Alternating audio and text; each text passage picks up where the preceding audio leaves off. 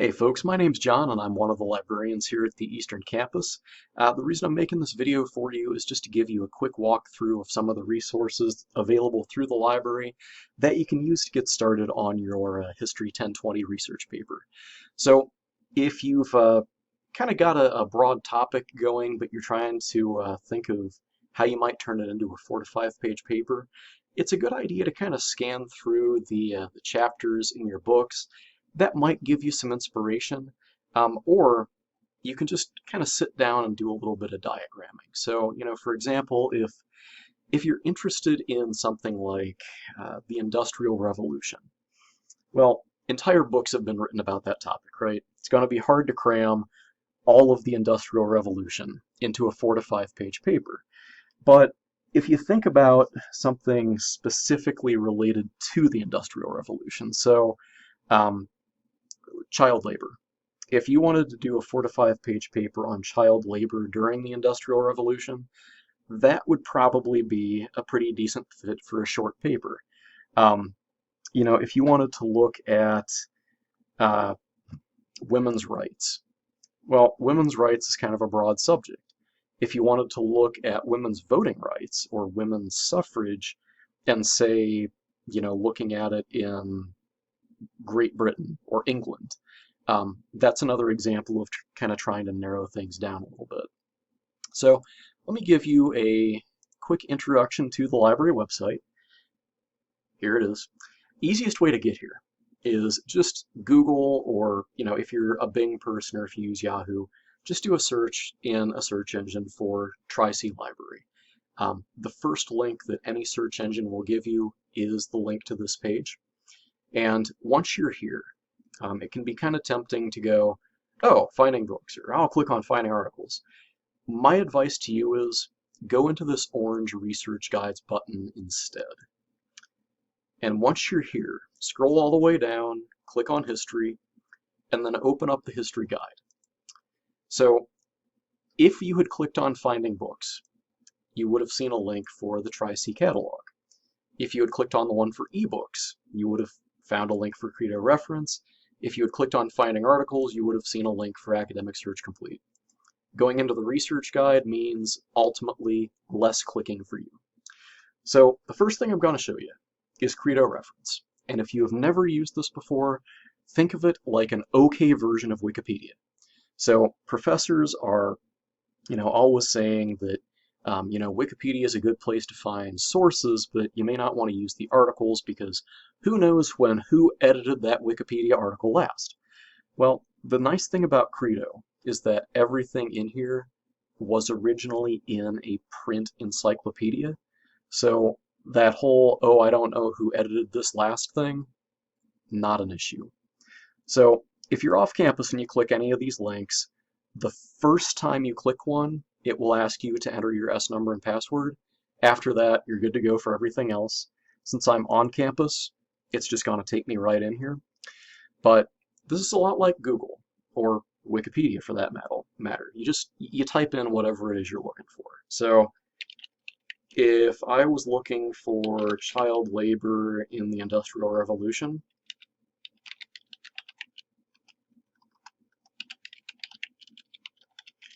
you'll notice I'm just using nouns, right? So I don't need to put in a thesis statement. I don't need to do a research question. I just need to enter people, places, things. I'm going to hit search. And this is actually a really good example. So in blue at the top, it is telling me the name of the chapter or the name of the article. In black is the book that it comes from. And one of the really nice things about Credo is it also tells you how many words long the entry is. Now, if you see this thing that says 4,600 words, don't panic. That's 8 pages maybe if you print it out. It's not super long. It's kind of like a decent length Wikipedia article. And you can tell this thing by clicking on lengths, show me long articles, or show me medium articles, or show me short articles. Just to use this as an example, you click on the article title here. There is your article, so not painfully long. If you decide that you're going to use this in your paper, well, you'll need to cite it, right?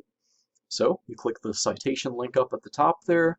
If you're using MLA, you click MLA, there's your citation. If you're ever required to use Chicago, Harvard, or APA, those links are available as well. This can read the article out loud to you, and you can also print it if you need to. So Credo is a really good place to start your research. The one thing I will make sure that everyone knows, encyclopedias are really good for providing factual information, not so much great for trying to argue a point of view, but, you know, if all you're looking for is fact, Credo is a really good place to begin your search. So definitely keep that in mind. You can also bear in mind that you may need to use synonyms. So, for example, some authors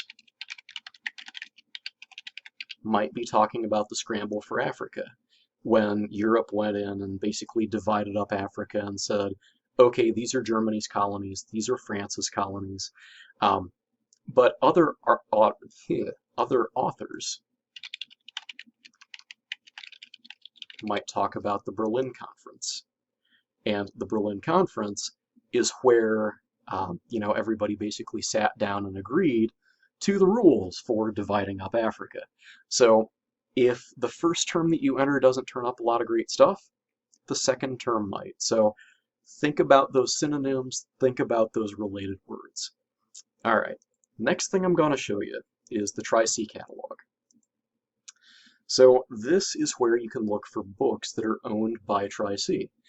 And if you've ever been in an English 1010 or an English 1020 class, and you need to do research on a controversial paper, you may have used databases like Academic Search Complete, and they may have turned up some really good stuff.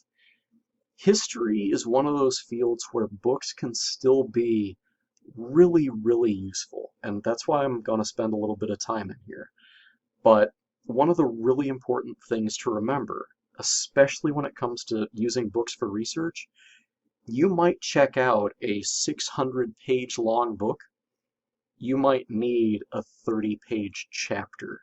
So, when you're thinking about books as resources, don't think of them as, I have to read this whole thing. Think about it in terms of, part of this is going to really help my paper. That makes them seem a little more approachable and a lot more useful. All right, so what you can do here is you can either go in and say, I want an advanced search, or you can use a trick to combine keywords in here. So let me give you an example. You'll see here that I have child labor, a capital and then Industrial Revolution. This and basically acts like a plus sign. It tells the database, I want you to find this term and this term in the same book. So when I hit search, I only have 6 results, but when we take a look at these, and I'm just going to open up a few of these in a new tab so we can take a look in here. So this is an ebook. So if you're doing research at home, you can actually access this at home. But it tells us what is inside the book, so the table of contents, right? So there is a piece of this book, Child Labor in the Industrial Revolution. And this is kind of a perfect example, right, of, no, you don't have to read the entire book. You need to read this little piece of it right here. So as you look at the other things, here we've got, let's see, now surveys important subjects from the beginning of the Industrial Revolution to the present. So again, a piece of this book might be really useful. This thing is at the Metro campus, and it's available, which means that you can go to the Metro campus and check this thing out, or you can click this thing up here that says request. It's going to ask you to enter your S number and your password.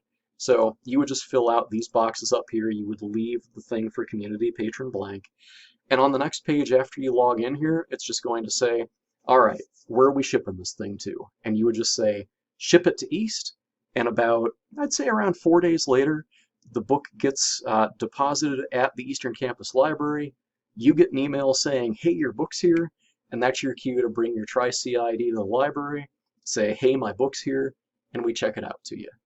So, the nice thing about books is that, again, pieces of them can be really useful. You rarely need to read the entire thing. So, definitely bear the library catalog and our book collection in mind when you're doing your research. And if you have any questions, or if you try some search like this and you're not turning up results, the other resource that you have available to you are your librarians.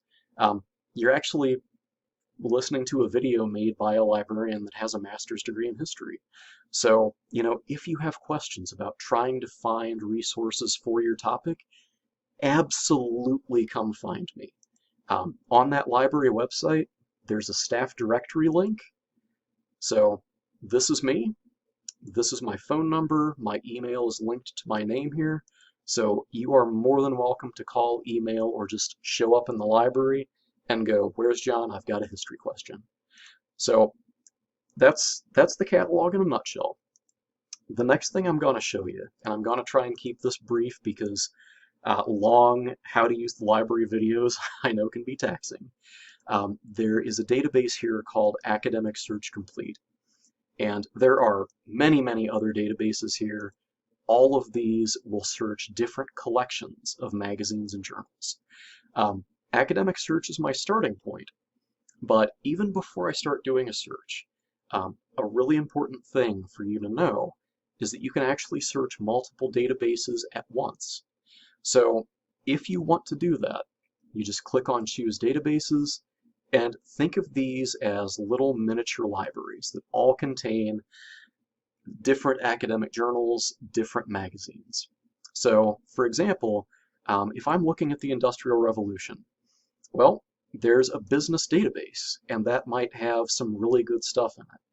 A little farther down, there is a sociology, in other words, a people sciences database, and there's a lot of crossover between history and sociology. Depending on what you're looking for, environmental databases might have some stuff, educational databases may have things.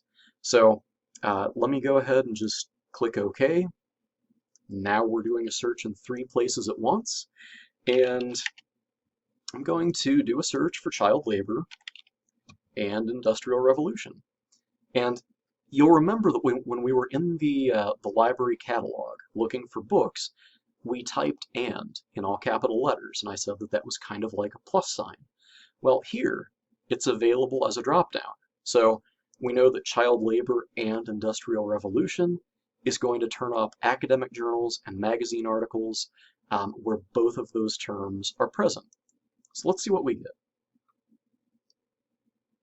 Okay, there are 102 articles, which isn't bad. And one of the reasons why it's not bad is that we were specific, we were picky. If I just said, show me every article you've got on child labor, it's a lot more, right?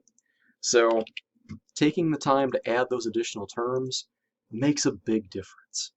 So before we do anything else, you'll notice as we scroll through here that there are some articles that say PDF full text, there are some articles that say HTML full text, there are some that say full text finder.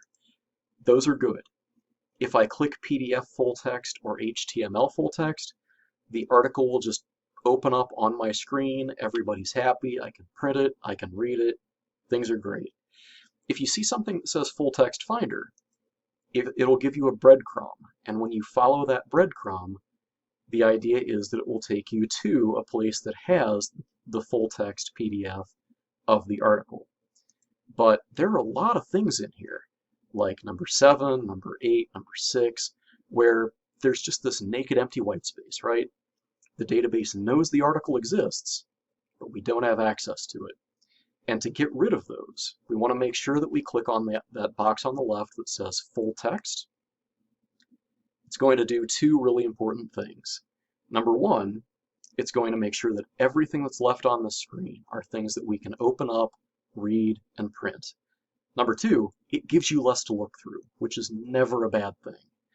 So when you start scrolling through here, there are going to be some articles that really stand out at you as awesome, and then there are going to be some that you look at and kind of go, why are these in here? One thing that you can do is when you get to an article where the title stands out and you're looking at it and you're going, that looks like a good fit for me, look at the subject tags for that article. So every single time an article gets received by a database, they go through that article and go, all right, what are the topics that this article is really dedicating time and attention to? And they tag it. So we know that child labor is a subject tag that this database uses. And we know that industrial revolution is another subject tag. And we know that we like number 12, or at least the look of it. So when I'm looking through these other ones, and I've scanned through several of these and kind of gone, meh. Well, a lot of them don't have those same subject tags, or at least not that same combination. So I can tell it, search only the subject tags of the articles for those terms. And instead of 78, I've got 35, which is even better. So when you start scrolling through here, we've still got that article, but we're seeing some other ones that might work here. And one thing to avoid, a lot of these things are going to be book reviews. And to get around those, what I did here is under source type, I just clicked show more, and I'm going to tell it show me the academic journal articles, show me the magazine articles, don't really want to see any book reviews. So now I've got even fewer. And the nice thing here is you only need a handful of sources, but it's a good idea to scan through at least the first page or two, because you might get down to, like the second half of the search results, or maybe the 2/3 of the way through, and then you might find a really good fit. So don't just take the first thing you see. It could be that, number 9 is a really good result for you.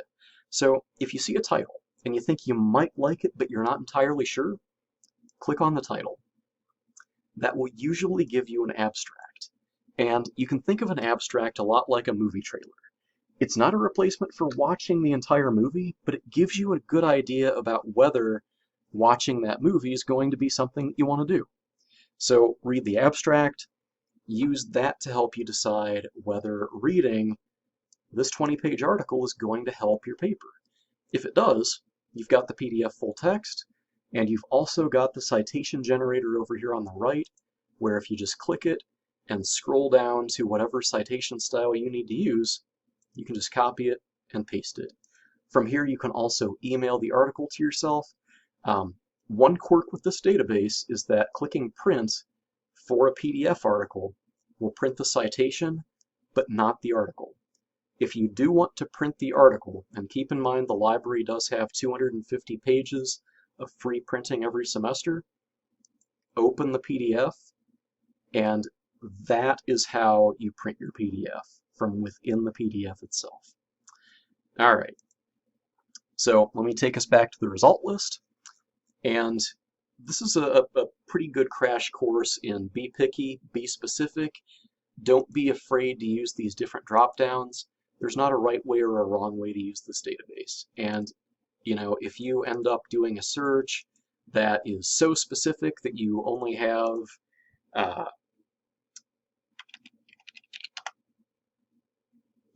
no articles, for example, you can always just undo things, or look for those terms in a different place, and it will always just give you different results. So don't think that you have to do this absolutely right the first time or nothing.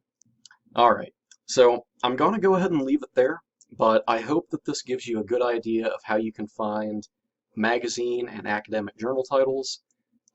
Remember that another option is Credo Reference for encyclopedias and the library catalog for books.